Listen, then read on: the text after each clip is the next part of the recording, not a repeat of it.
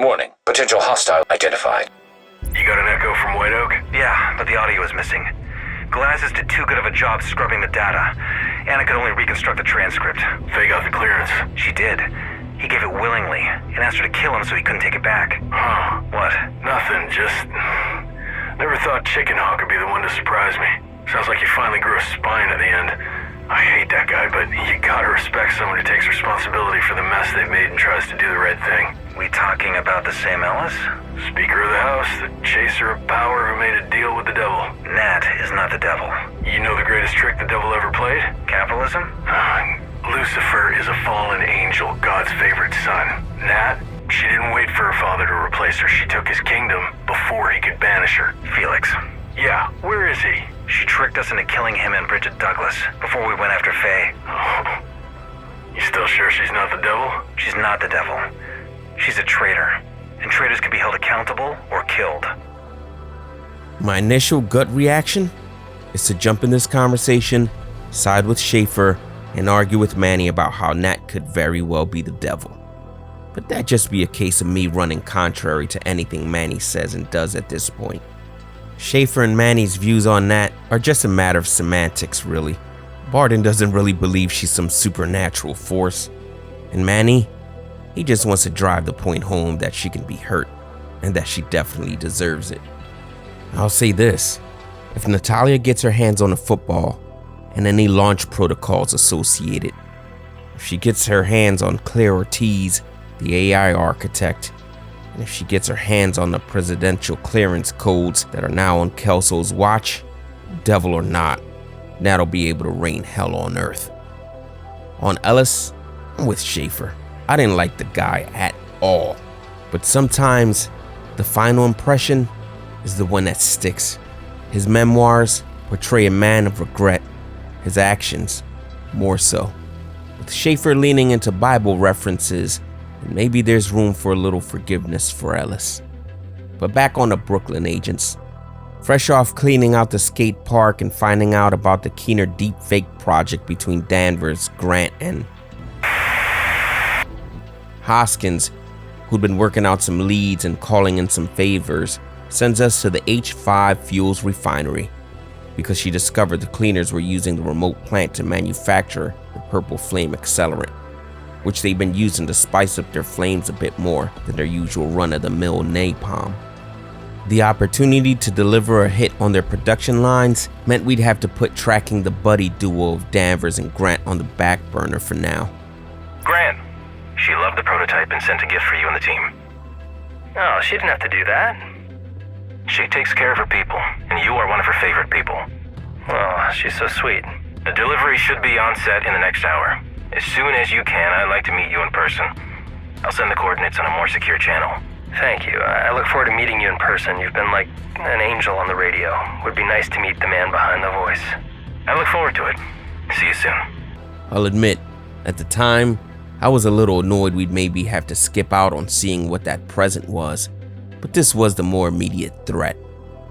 Recapturing the refinery and infiltrating the workshop specifically meant we'd have to travel through the parking lot, make our way through loading stations and through storage areas, but taking this route helped me realize these guys had a nice operation going here. Such a good operation that Hoskins couldn't temper her emotions. I can't do this anymore. You know, I had high hopes for Melanie, potty mouth and all. But anytime a civilian doctor outshines a division agent in relaying mission directives, it may be time to take a longer walk than the one she needed to take in the middle of this mission. I understand that the cleaners represent deeper scars than what she physically bears on her cheek. I don't want to be insensitive, because I know she was pained because of how her sister was indoctrinated. I know what she was forced to do as a result, but stepping out in the middle of a mission she sent us out on is unacceptable. She didn't consider there were agents on these front lines carrying their own trauma, putting their lives at risk to protect a settlement of strangers we barely know. But thank God for our sassy old friend Jessica Candle, who stepped in and helped us get to the workshop to shut down the Purple Flame operation. With their production inoperable, the cleaners felt their hands being forced, and Jasinski, their crew chief, gave us a present himself. Danvers is counting on us to end this war. Get Violet. Experimental warhound detected. Well, I guess Grant doesn't have to worry about taking Violet out for her walkies anymore. After putting the hound to sleep, Candle reaches out with more info. Agent, Danvers requested a purple flame delivery. You need to sabotage that boat and destroy that shipment. So, we went off to the docks. Once we cleared said docks, we commandeered a crane. Oh, beautiful. After the fireworks and realizing their reinforcements wouldn't get there on time, Jasinski started the planned self-destruct sequence, and Candle reminded us how important the refinery was to New York, and that we should do whatever we could do to save it. And so we would try. And in the middle of our trying, we hear this. We need you back at the bridge. We're under attack. The automated defenses are down. Theo is trying to fix it. We're under siege, and our best ops are in the field. They need to save the refinery. I can't believe Hoskins expected us to drop everything and go, especially after she went ghost on us during this very mission. It's not our fault she didn't have any of her best operatives in position to protect the place. I'm not even sure we could help her right then and there. Hoskins, regardless, was gonna have to be patient. At this point, Candle's orders carried more weight anyway, so we made our best attempt to save the refinery. But the structural integrity just kept getting worse and worse. And to add on, we'd have to deal with the hard-hatted cleaner site boss, Jasinski. And even though we got rid of him, it was just too late. And it became apparent the refinery was too unstable. So Candle herself called for our extraction. Look, I know we delayed coming to the bridge right away, and I don't want to make it sound like potentially losing lives over there was okay. It's just, look, I promise I'll try to cover the attack defense of the bridge next time. For now, let me be a little bit spiteful, with a pinch of petty, purely because of how Hoskins acted during this mission. It's just the rebel in me saying that no matter what Hoskins says or what she wants, I'll get to the bridge when I'm good and ready. I don't know. Maybe I'm being too hard on Hoskins. What are your thoughts on her, agents?